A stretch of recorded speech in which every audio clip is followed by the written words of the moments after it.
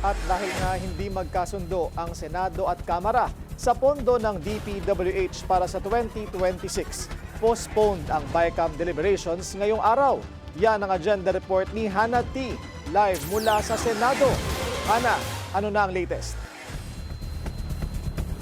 Willard, deadlock na nga ang Kamara at Senado pagdating sa pondo ng DPWH para sa 2026. Yan ay matapos hilingin o i-request ni DPWH Secretary Vince Dizon na ibalik ang natapyas na higit kumulang 45 billion pesos sa kanilang pondo sa gitna ng BICAM. Dahil dyan, napagdesisyonan daw ng mga senador i-postpone muna ang dapat sanay Day 3 ng Open BICAM ngayong araw ayon kay Senate Finance Committee Chair Win Gatchalian. Dito, i-reconcile dapat ng House at Senate ang kanilang mga bersyon ng 2026 proposed budget. After the caucus, sabi namin, i-postpone muna yung BICAM today. Is-postpone muna yung BICAM today para ma-resolve itong issue with the House and also with DPWH. Sabi ng mga senador, nag-ugat lang naman daw ang pagtatapyas nila sa DPWH budget ng higit kumulang 54 billion sa naging adjustments ng ahensya sa presyo ng kanilang mga materyales na nasa Construction Materials Price Data o CMPD. Bunsod kasi yan ng paglobo ng presyo ng mga ito na natuklasan sa gitna ng flood control scandal. Sa nooy budget deliberations dito sa Senado, lumitaw na hiniling pa noon ng ehekutibo ang pag-reduce ng mga presyo. Pero nang biglang sumulpot sa BICAM kahapon, umapela si Dizon. Ang across-the-board reduction daw na gagawin kung sakali sa higit kumulang 10,000 projects ay posibleng magdulot ng non-implementation na sinigundahan naman ng House contingent. Pero nanindigan ng Senado na hindi sila nagkamali sa kanilang desisyon. Hindi kami nagkamali dahil naggaling ho sa kanila yung computation.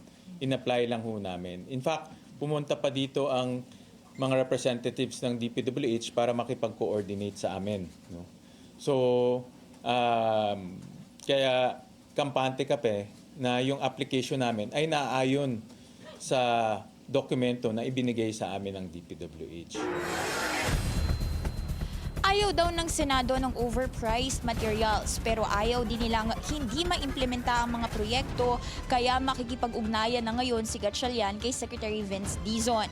Willard, ganito rin ang stand ng House of Representatives pero taliwas doon sa sinabi ng Senado, no deadlock kuno ito para sa kanila at katunayan nasa PICC ngayon si Representative Mika Swansing ang counterpart ni Senator Win Gatchalian sa Kamara kasama niya yung ilang House BICAM members doon at gusto raw kasi nilang ikasa ito ngang Day 3 ng Open BICAM dahil gusto raw nilang ipasa itong budget on time pero kinilala naman niya yung sitwasyon na hindi pwedeng makausad itong BICAM dahil nga walang Senate contingent ngayon doon sa PICC.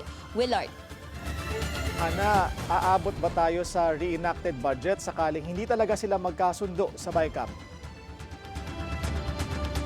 Alam mo, Willard, sa mga previous interview kasi ng mga senador, ayaw nila ng reenacted budget na 2025 dahil nga ito yung isa sa may, kung tatawagin nila, isa sa mga pinakakorap na national budget kaya hanggat kaya raw ay hindi aabot sa 2025 reenacted budget. Pero base doon sa naging latest ambush interview with Senate President Tito Soto, nang tanungin siya kung ano ba yung recommendation ng BICAM, sabi niya kung ano raw yung masasabi nga ng BICAM sa kanya, yun daw yung gagawin at natanungin kung reenacted ba dapat, sabi niya ay depende daw sa mangyayari. Willard. Hanggang kailan daw mananatilihan na sa PICC ang House contingent? And is there any possibility na pupunta pa rin ang mga senador doon? Willard, kinumpirma na ni Senate President Tito Soto na hindi pupunta ang Senate contingent ngayong gabi sa PICC at ngayon kasi ay nagda-draft na raw ng letter itong si DPWH Secretary Vince Dizon ayon kay Soto para akuin yung naging kamalian doon nga sa DPWH budget. At on the part of the House members naman, sabi ni Representative Swansing, they will stay there for about an hour pa bago sila umalis sa PICC.